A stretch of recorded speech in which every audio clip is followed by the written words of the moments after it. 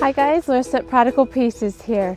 It's a beautiful spring day. You can hear the bird song. They're going to be interrupting me, but I don't mind. I love to hear it. And I also have some possible storms on the way, so I'm hoping to get this done.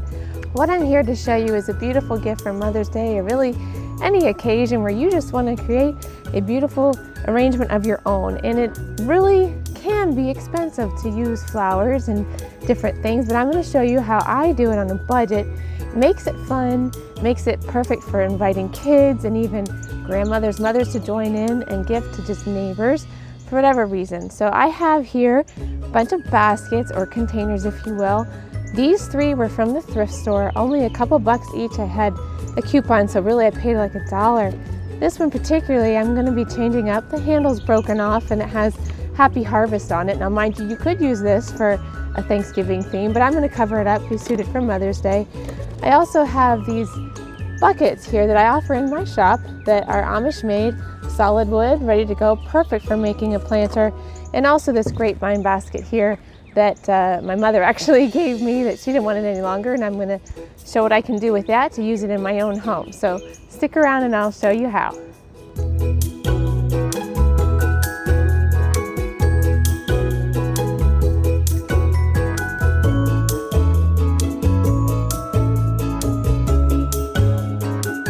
Okay, so we're ready to get this done. The rain came and gone, hopefully stayed gone, so you might see some drips, I don't know, but that's half the fun of gardening, right? What I did in the meantime while I was waiting for that to pass over, I went ahead and took this natural basket. I love the natural color and thought I could just use a little peak of color here to cover up that Happy Harvest. But mind you, I could have popped out the Happy Harvest just like I took off the handles that were broken and just left it all natural. So I might embellish it here a little bit more, not sure. I'm kind of less is more kind of gal. But what I also did was line the inside. And to do this, that's what I'm going to show you now. It's really simple. I even have a tutorial for our planters that we have on the blog where I took built from scratch. It's full build plans for you and use this plastic sheeting. So of course I have some left over and I'm always using it. But also feel free, we have this faux fireplace tutorial on the blog, how to do the bee skep, and even my little birdhouses here, how I create those too. So check out at prodigalpieces.com. To get this started, what I'm using is this plastic sheeting. This is a 10 by 25 foot roll, so that's a lot here, and it's plenty to do many different things. Perfect for lining my plants, but it's called an equipment cover or a moisture barrier. You can use it for lots of different things. So I like to use it for in my pots here. What I have is a remnant piece, and I'm going to show you, hopefully you can see this from here. I'll have some slides to put in as well. I've got this scrap plastic piece. To line the bottom, I'm going to use this green one as an example. You can measure the width or the diameter of the interior and then also measure the interior from top to bottom edge. Use that as a guide, but also just simply laying it on your plastic and pulling it up so that you have a couple inches around each side so that we're going to fold and tuck and attach. But I'm going to go ahead and cut this.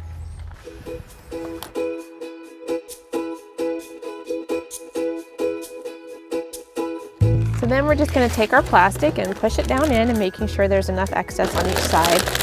There is no exact science to this, how to get it right, and the idea is you want it to be lining it to protect your basket. So this can be used interior as exterior as well, depending on whether you want weather to hit your basket or not. But then you just basically fold and tuck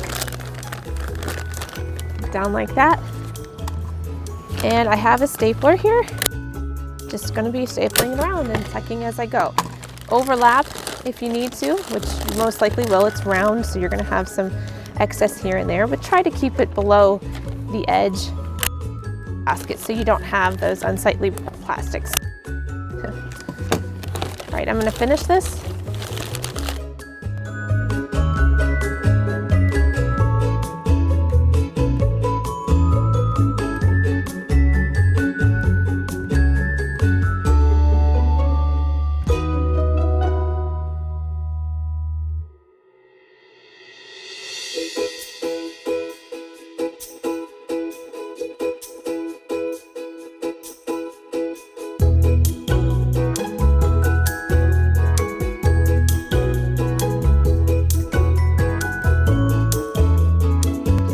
have it lined in time for the fun part, flowers. Doesn't everybody love getting in the dirt?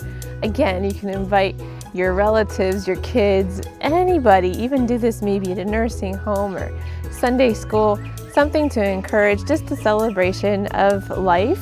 But Mother's Day is particularly what I'm focusing on today. So my basket's lined, and to promote drainage, it isn't necessary, but it really does help to prevent root rot and things like that from occurring. I like to put in some rocks, and they could be any size, honestly, but I'm just using what I have. Spread them around the bottom.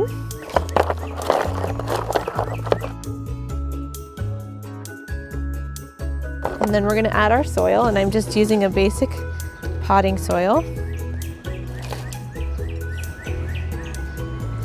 When you go to the store and you're searching for plants, you definitely want to consider creating texture. That is what is so eye appealing. You want a little height, you want a little something that spreads, and something maybe even trellises out like an ivy I have here. Totally up to you. The money saving part about this is buying these packs. You can't just buy one or two, right? In most instances, unless you're spending, a couple bucks on a geranium. But when you get a pack like this, you have 6 plants to make use of. So this is where it's really beneficial to make several at the same time and go from there. So depending on how you want your planter to either have a front to it where it stays stationary, or do you want it to be visible from all around, consider how you would have your plants growing. I love these grasses. They're totally affordable and easy to just pop in to add that interest. So I like to typically start with the height. So I'm going to just kind of go on a side, be a little different, right? I'm known for being different. There we go.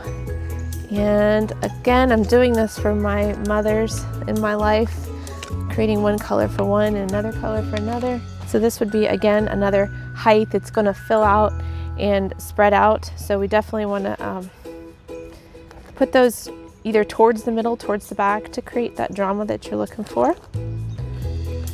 Okay, we'll fill in with dirt in a little bit. For this with the reds, I kind of wanted to keep it in the yellows and red family because I know that's what's appreciated by the one. This is called Dusty Miller. Again, it'll get some height to it. So let's see. Kind of going for a front to back look, I guess.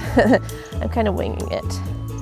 But all these will fill in. It might look a little sparse maybe initially, but they will fill in eventually and really be a wonderful asset if they just get fed properly. They'll really be beneficial. Now this being the ivy, I'm going to stick it sort of towards the front here so it can spill out over the edge.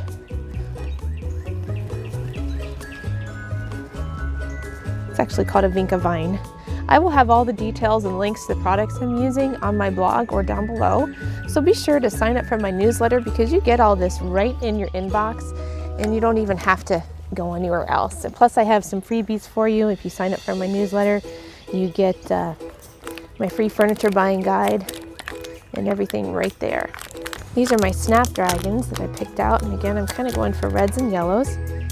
I'm going to tuck this one again. It's going to get some good height as well.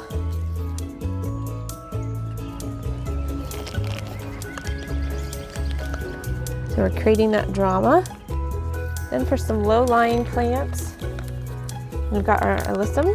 This again will also grow low and wide. So I'm going to kind of put it towards the front here.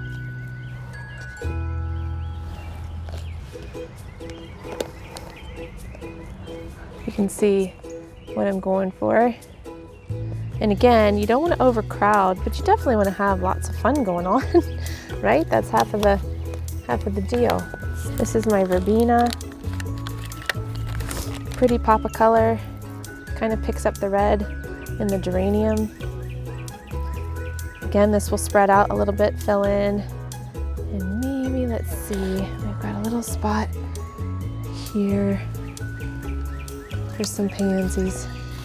We've got good root establishment here. All right. I'm actually going to move the alyssum. I think I like it better maybe as to fill in the backside so that you can turn this. It has height all over. All right, now I'm going to fill in some soil. And when you're done with this, You could totally top this off with another kind of gravel if you like that look. You could use a moss. I've got a moss here that I might be putting on. I'm going to decide after I take a look at it all. But what I'm going to do is finish up here, fill the other baskets, show you the end result, and then I'll have a little more fun for you.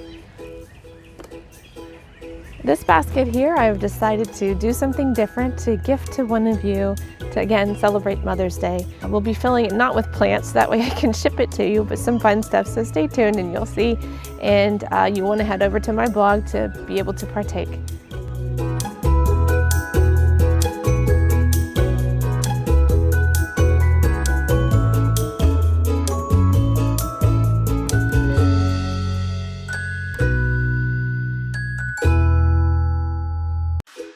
Okay, so there we have it full.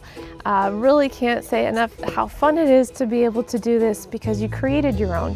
Yes, you could buy a hanging basket with things already ready for you, and that's workable too. This ends up being more affordable because you're getting a variety, and this is unique. Special gift to mom, special gift to that someone you want to show some love to. But I hope you enjoyed my tutorial, and if you will, subscribe below so you can catch all my other past tutorials as well as those that are coming up, and head to my blog to partake in that giveaway that I mentioned. Until next time, bye!